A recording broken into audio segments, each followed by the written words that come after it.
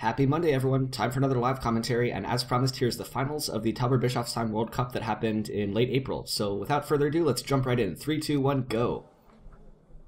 On the left, we're going to have Jeon Hee-Sook, who is Korean. We saw her beat Leonie Ebert in her semifinal. And on the right is going to be Deriglazova, who defeated Lee Kiefer in her semifinal. So, don't know too much about Jeon. I did a little bit more research about her between the last few commentaries I did. She's actually been competing for quite a long time. Her first medal, I think, was in 2006, so she's very experienced. Ina is a bit more recent to the scene, but obviously rank 1 in the world right now, top spot, and well-deserved. I say this every time, but probably her greatest asset is her ability to control distance, which lets her land all manner of stop hits against people who march too fast at her. We'll see if that happens here. Okay, this is a little... contrast this from what we saw with the Ina versus Lee bout. She's not being as aggressive right out of the gate because I believe these two have not seen each other nearly as much as Ina and Lee have. So this is a little bit more of the reconnaissance thing that we'd expect between opponents. Less familiar. That was nice. Ina makes a fast step forwards to bait out Jeon's counterattack and lands the countertime parry riposte.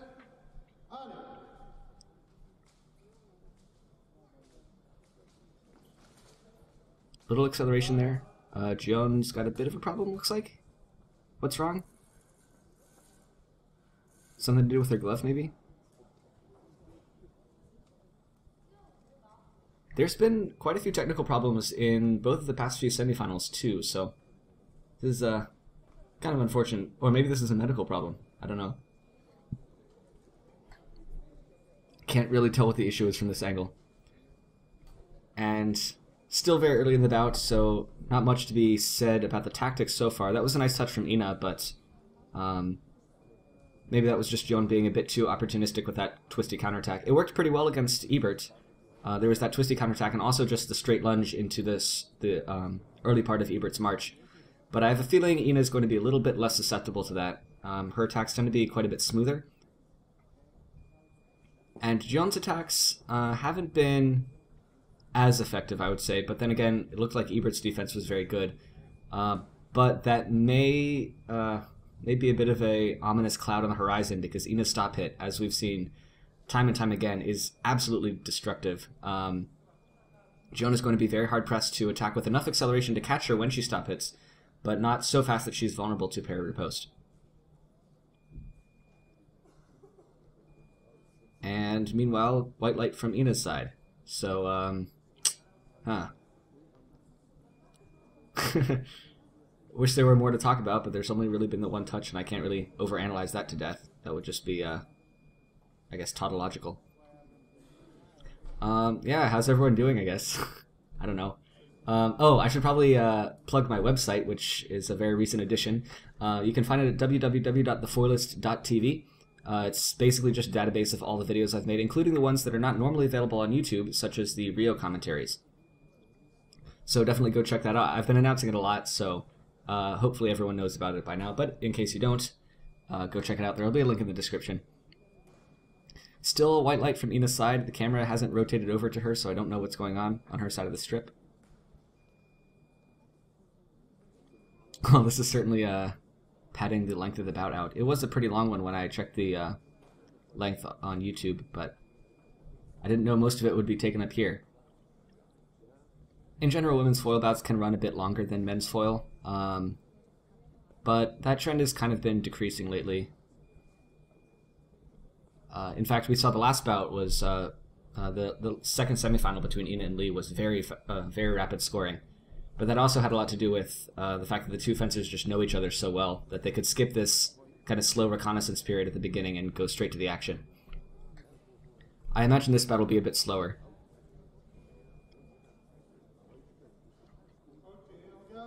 Okay.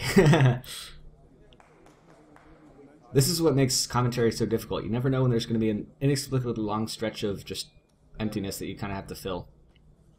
I should probably work on my small talk. Alright, here we go.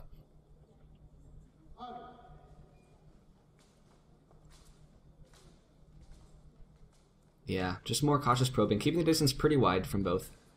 Ina's attack is not really earnest just yet. She can finish a lot longer than that if she wants to. Jeon marches.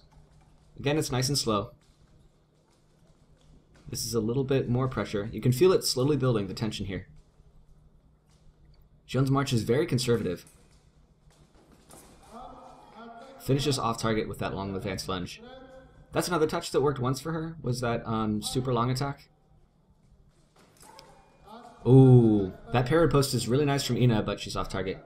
Distance was a little bit wide there too. Although with Jeon's long attack, I wouldn't want to stay too close, that'd be even worse. And there'd be no room to parry her post.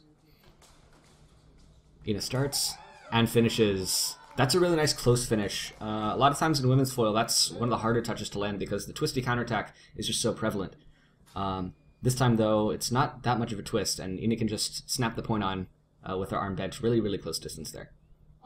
That's just a nice blade work action from her. Although, in general, she likes finishing long, I think, more than she likes finishing that way. Again, Jeon marches, but she's willing to break it up. Bit of a faster attack there from Ina, but again, her finish isn't really earnest just yet. Parry post from the left is off target. Jeon's got interesting idea there to finish in preem.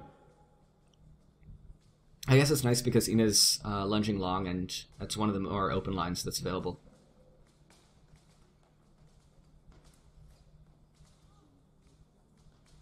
Again, just probing right now. Nothing too earnest. You'll know it when you see it when they make a real attack. That one again, just giving it up. Jeon wants to get maybe a bit more distance on the strip now, so she's going to keep marching. Offering that blade, that stop hit is so threatening that Jeon can't really pull the trigger anytime she wants to. She has to know where the blade is. Oh my god, that was tense. Jeon gets the remise at the very end. But you saw there, that was a similar tactic to what Ina did for her first touch. She made a pretty fast attack, drew out Jeon's reaction, and then tried to parry riposte at a kind of close-ish distance again. So it looks like she's not afraid of this close-distance blade situation. Which is interesting, because normally she really favors that stop hit, but I guess Jeon's not really willing to attack her that strongly, so no reason for it. Again, that parry riposte. That time it wasn't so much a counter time. It was more Jeon decided to attack. It wasn't really Ina baiting her in. But still, simple parry for riposte is all she needs at this point. And Jeon really hasn't... That is nice, though. I couldn't quite hear the call there. It's possible that Jeon's attack stopped.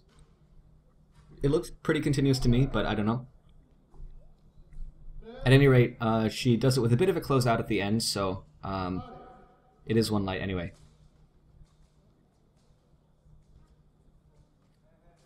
Already only 22 seconds left in the...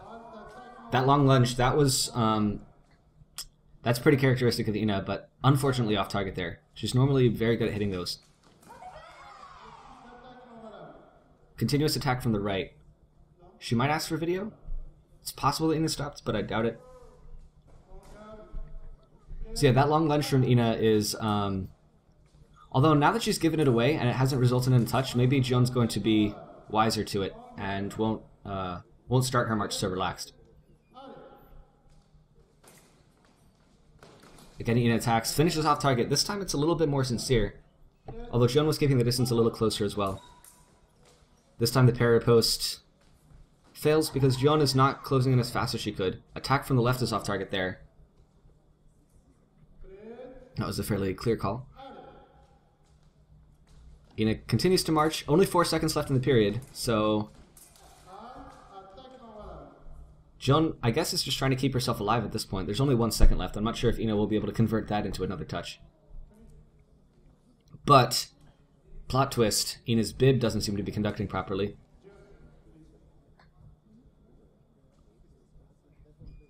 And it's red. So maybe it was just a fluke, I don't know.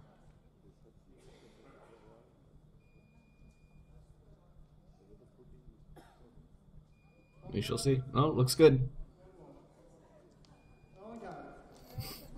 Okay. Not sure what caused the original off target there, but whatever the problem was, it seems to have gone away. Alright, and we go to our first break. So not much happened that bout, but there were a few interesting things to note. Ina's being very aggressive, more so than she was against Lee, but then Lee is a very aggressive fencer herself. We haven't seen really Ina's stop hit put to use, but that's probably because Jeon's not being very aggressive herself. Also, Ina's parry 4 riposte. It's a very simple action, but she's using it to great effect here. Jeon's been kind of scrambling to find ways to get touches. Ina had that also one very nice long advanced lunge into the very start of Jeon's march, which in women's foil can be a very deadly action indeed. But it was off target, and that's kind of unfortunate. And now I feel like that action may be less effective against Jeon, because Jeon is a pretty conservative attacker in the best of times. She'll probably try and parry riposte that if it shows up. On the other side of things, I'm kind of surprised Jeon's not trying to attack more. She's been kind of pushed back to her end of the strip and hasn't really been able to convert that situation into a reliable action for her very much. She is down in score, but only by 1 touch, so anything could happen still. Very slow bout so far. But the second period is, in general, when things start to speed up a bit, and we start to see more honest actions from both. So, having had some time to receive coaching, they'll probably now be doing a little bit more aggression maybe, or at least more dynamic footwork as we see here. There's an attack from Jeon. Tries the remise afterwards, and steps off the strip as she runs away. I believe that's what the halt was for. Sure. Alright. Ina's attack still not really trying to hit. Doesn't look like. That's nice from Jeon. Able to finish. Ina makes a pretty straight counterattack. Tiny bit of a twist there at the end, but not nearly enough to avoid Jeon's point. So Jeon is definitely capable of attacking, and at least finishing in close like that if Ina crushes the distance with her counterattack. The call is attack right. That's interesting. It is 1 light, and I guess Jeon just... maybe she missed. I couldn't really see where her blade was when that action happened. Alright, looks like a little more caution, maybe? I want to see Jeon attack more, that's the main thing. Ooh, again though. It's like the very start of Jeon's attack. She's being a little bit too conservative with it, and Ina's able to pick her off right as she's getting started. She's not quite ready to finish yet. Which is another fairly common element in women's foil is, can you hit your opponent when they're not ready to put the point on? Very common in men's foil too, honestly. Jeon breaks off her attack and steps in with a counterattack. That time Ina started pretty fast, even for her, and this time Jeon was able to avoid her point. So, bout continues. Very close in score still. Still anyone's game. Jeon starts. But again, that jump back is what lets Ina take it over, and she's going to every time. Fast acceleration there from Jeon again, but Ina gets away from it. Like I said, very good distance control from her usually. Ooh, oh man. Jeon had Ina dead to rights there. That was beautiful. Ina went for the counterattack. Jeon just slowed way down, so it took Ina like 3 extra tempos to actually get in the right distance. Jeon found the blade, but missed that premier post again, went off target, which is very disappointing. It was a great setup from her, though. Oh, again, Ina can't. Jeon can't find the target there when she's at the very start of her attack. She's got to be ready to hit immediately when Ina steps in like that, which is very difficult to do. I don't blame her, but that's probably going to be one of the ways that she bleeds touches if she doesn't correct it. Little parry post battle back and forth, nothing came of it. Jeon's still trying to march, but still pretty much confined to her end of the strip, aside from those few attacks that she did earlier this period. Ina keeps on marching. Don't go off the strip. And the referee says Ina does not stop. So there Jeon was basically just out of options. She couldn't really go backwards anymore. Feels like she probably would have preferred parry post in that situation, but had to counterattack because there was just nothing else to do. Jeon tries a short lunge, but again Ina's able to escape. And again, Ina's able to find the target there, despite Jeon's attempt at a counterattack. So Ina's attacks are what's really sealing this bout, and she doesn't... Jeon doesn't really have any options against it, it looks like. She's tried counterattack probably more than parry post. That one parry post against Ina's counterattack is great, but like, if she can't find touches with it, I'm starting to feel a little bit nervous about her chances in this bout. Still, the score is 8-4 and there's 55 seconds left, so I don't think Jeon's in danger of losing immediately. Ina hasn't really been scoring that fast. But we'll see. This will probably go into the third period, though.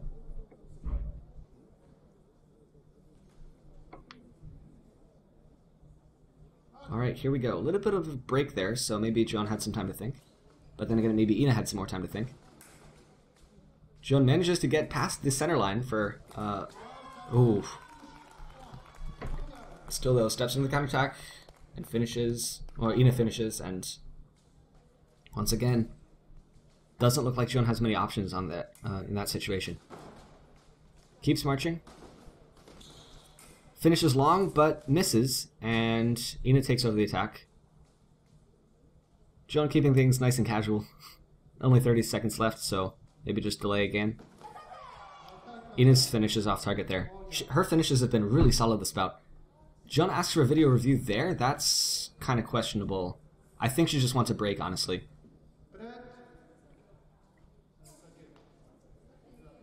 Yeah, she probably just wants a break here. She did seem kind of eager to get to the 1 minute break as well. But that video review call was very questionable from a purely thinking that it was the other person's touch standpoint. It's pretty clearly Ina's finish. Jeon did make a nice long lunge into it, but Ina had the right of way from before.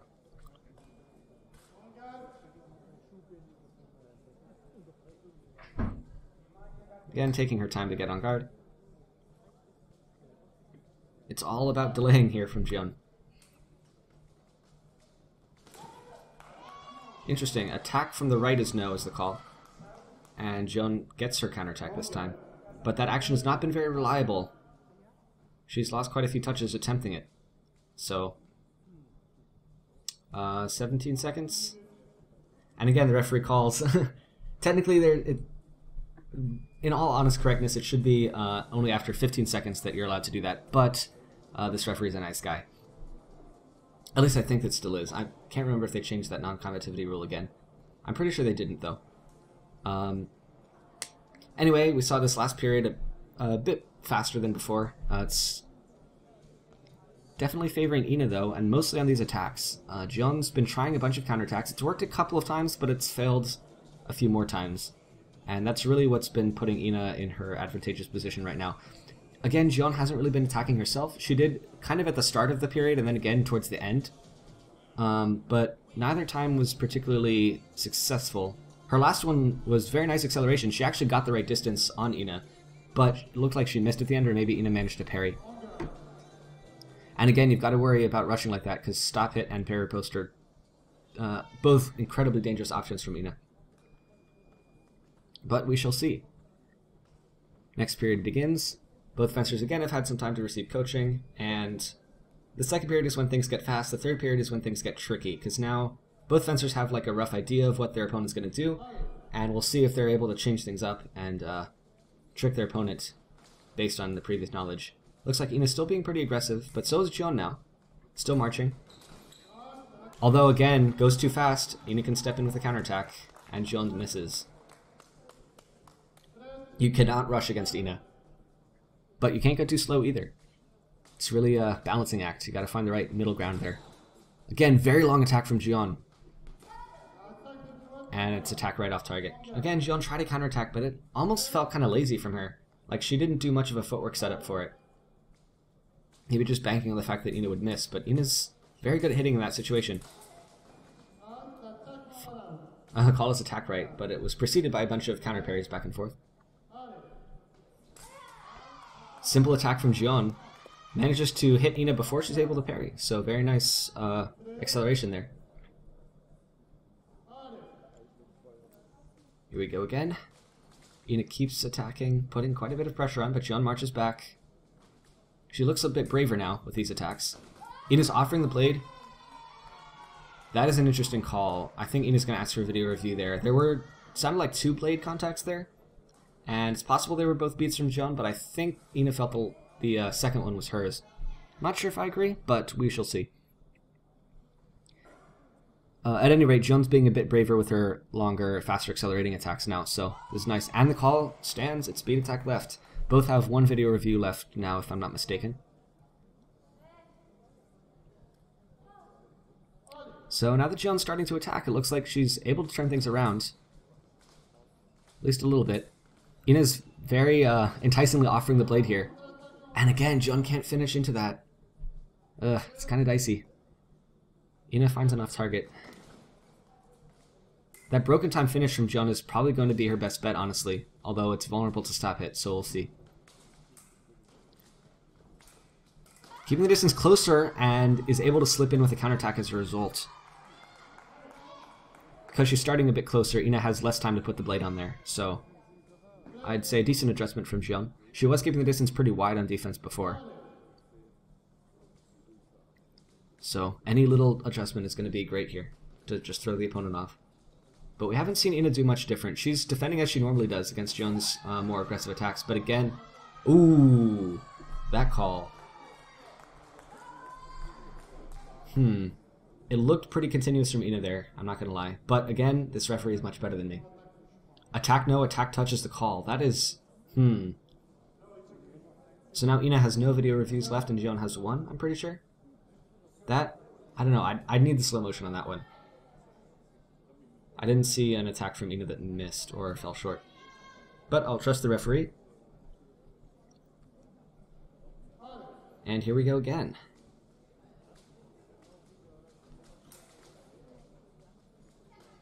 Jeon's been pulling back really nicely this period, I've got to say. And it's been mostly with her attacks.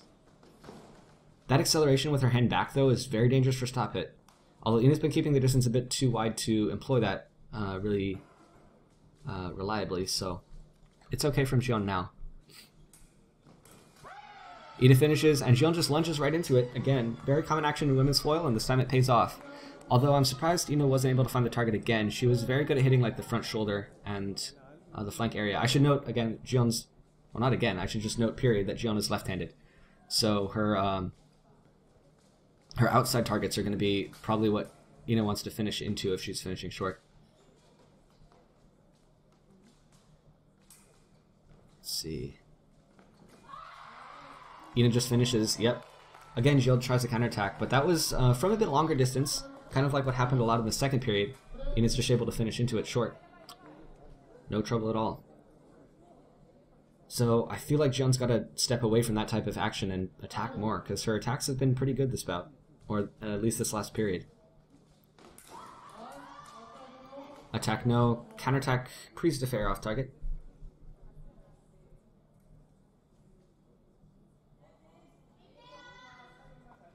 Ina replaces her Mascord.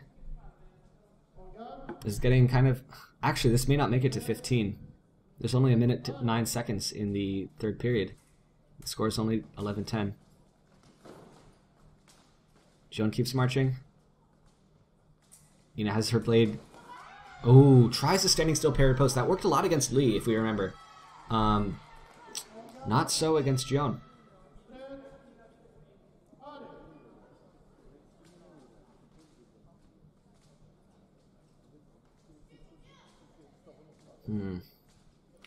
Again, looks like we've almost settled down into more caution, like the first period again. Keeping the distance pretty wide. Although if Jeon wants to counterattack again, that wide distance is probably going to hurt her more than it's going to help her. Clock continues to run down. We may go to an overtime situation here. That'd be nice. We've seen very few of those on this channel. It is a pretty rare occurrence in general in foil. Ooh. Yep. Yellow card. That's a yellow card for causing the halts right when Ina could have hit her, so. Or maybe the technical card is just for touching her equipment, but still, that's Maybe a bit of a cheeky action there from Jeon to get a halt called right when Ina's about to push her off the strip or finish attack again. Jeon is kind of out of options there. I wouldn't be surprised if Jeon tries to attack aggressively right now, but she doesn't. Ina tries parry post. This situation has not worked well from Jeon before, so we'll see. Still though, Ina's able to finish in close like that. This time Jeon doesn't even get a light with her attempted counterattack. So, like, that situation is what Jeon really has to avoid if she wants to score, and she's going to need to score within the next 13 seconds. Ina might just back off and make Jeon come at her. And remember, if Jeon attacks too fast, she's vulnerable to parry post, she's vulnerable to stop it. Simultaneous attacks off the line. Almost a dangerous action from Ina there. Like, if you're up in score with the time so low, going for simul is maybe kind of dangerous, because if Jeon's smart and parry posts immediately, that can equalize it and force it into overtime. I think a safer bet would just be to back off, honestly. Jeon's attacks have been strong, but she's going to have to attack pretty fast if she wants to hit within 12 seconds. And that can be just the bit of extra speed that Deriglazova needs to turn the light on with her counterattack or parry post. I don't know about simul, though. It's a bit of a toss-up. Ina just needs to get unlucky once. But it doesn't even matter. The call is attack left anyway. So the score does equalize. And what's going to happen now? The time went up when it started. For some reason it went to 13. I don't know about that. Ina presses really hard. What? Okay. So yeah, Ina's close distance counter time parry post again is all she needs. It's just a simple forehand to the chest. But now Jeon needs to hit in 5 seconds. It's very hard to balance being able to hit like that and not rush. And this time gets an off target. Jeon can't really attack as fast as she wants to, because that would just leave her too exposed to Ina. But she has to go fast. Again, finds an off target as Ina tries to step in with a counterattack. This is incredibly dangerous. Oh my god. 2 seconds. Has to step back a little bit. And here we go. Nope, nope. Time's up. And that's the bout. Wow. Ina manages to barely survive the onslaught of Jeon. Up 1 point, and the clock runs out. There's very few instances of the time actually running out in foil that I've covered on this channel. But that is a great way to end a bout in the finals of a World Cup if I've ever seen one. Of course, Ina is ridiculously good at fencing. Jeon definitely is too, but this time it was Ina who took the bout.